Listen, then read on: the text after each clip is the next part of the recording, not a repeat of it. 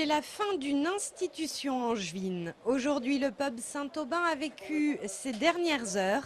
Après 20 années passées derrière son comptoir, Alain Ménard raccroche son tablier.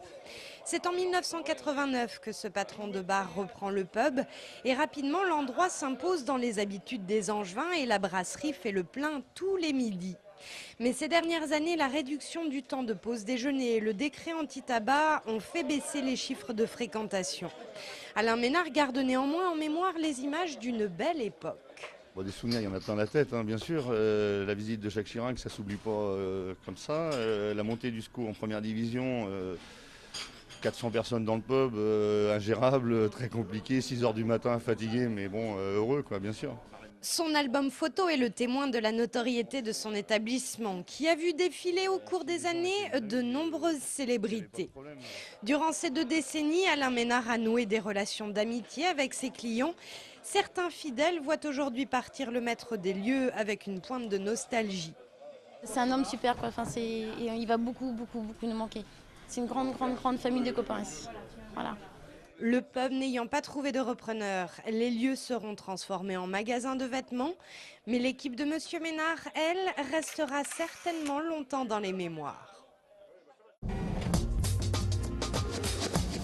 Au-delà de la fermeture de la brasserie Saint-Aubin, on constate une tendance lourde à Angers.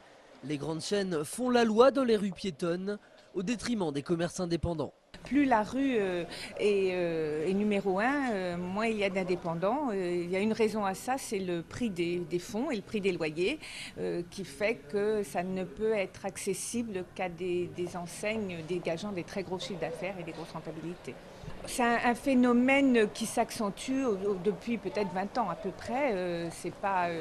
C'est progressif. On voit bien à chaque fois qu'il y a un bel emplacement qui est à vendre, où les gens prennent la retraite, eh bien, il est souvent remplacé par une enseigne qui a les moyens de surenchérir. Avec moins de commerçants indépendants, le centre-ville d'Angers perdrait-il alors son identité? Il est encore trop tôt pour le dire. Car si on élargit le champ d'études à l'ensemble du centre-ville et plus seulement aux grandes rues piétonnes, 69% des commerces sont encore indépendants.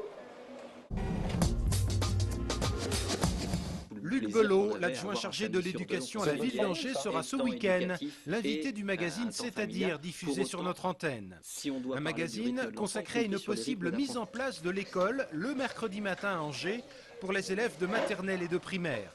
Une large concertation vient d'être menée sur ce sujet et les conseils d'école doivent faire connaître officiellement leur position d'ici la mi-mai. Au cours de ce magazine, Luc Belot s'est notamment prononcé sur la date à laquelle la ville d'Angers serait favorable à la mise en application de ce dispositif. La priorité pour nous, c'est qu'on puisse tenir mieux compte des rythmes des enfants et je préfère réussir à bien le faire en 2010 qu'aller à un échec en 2009. C'est l'intérêt des enfants qui prime. On n'irait pas à marche forcée pour aboutir dès la rentrée 2009. Il s'agit de respecter une fois de plus la vie. Si nous posons la question, nous entendrons la réponse qui nous sera donnée par les conseils d'école. Ce magazine, c'est-à-dire, sera notamment diffusé demain samedi sur Angers 7 à 13h30 et à 18h, ainsi que dimanche à 18h30. Donc lundi, mardi, jeudi, vendredi. Le chiffre du jour est de 1 215 603 €. C'est la somme exacte rapportée par la dernière campagne du Téléthon en Maine-et-Loire. 680 000 € de dons recueillis par téléphone et sur Internet et plus de 530 000 € collectés lors des différentes manifestations organisées pour l'occasion. J'ai ensemencé le compost avec du compost qui contient déjà des lombrics. C'est une première dans l'agglomération angevine. Jeudi, un composteur à usage collectif a été inauguré à Trélazé. Depuis 2005, Angers-Loire Métropole développe la fermentation des déchets organiques et 8000 composteurs individuels ont été mis en place. Mais depuis hier, l'agglo joue la carte collective.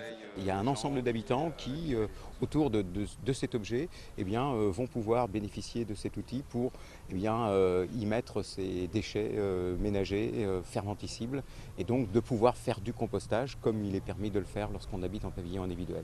Dès lors qu'au moins 20% des foyers d'un immeuble sont volontaires, le projet peut être lancé. Les résidents désignent ensuite un guide composteur qui reçoit une formation adaptée. Mon rôle à moi, c'est de justement contrôler s'il n'y a pas d'objet qui serait mis dedans et qui n'aurait pas besoin d'y être. Et de faire le mélange en même temps, d'assurer le compost dans son ensemble. 16 autres sites sont déjà concernés dans l'agglomération. À partir de 2010, 40 composteurs collectifs pourraient être créés chaque année.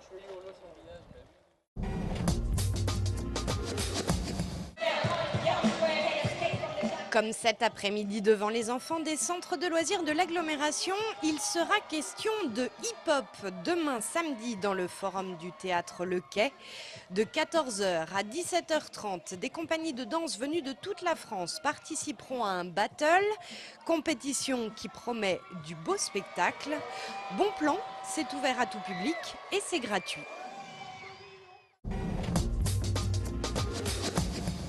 Dans le jargon automobile, on les appelle les tractionnistes, autrement dit des fanas de traction.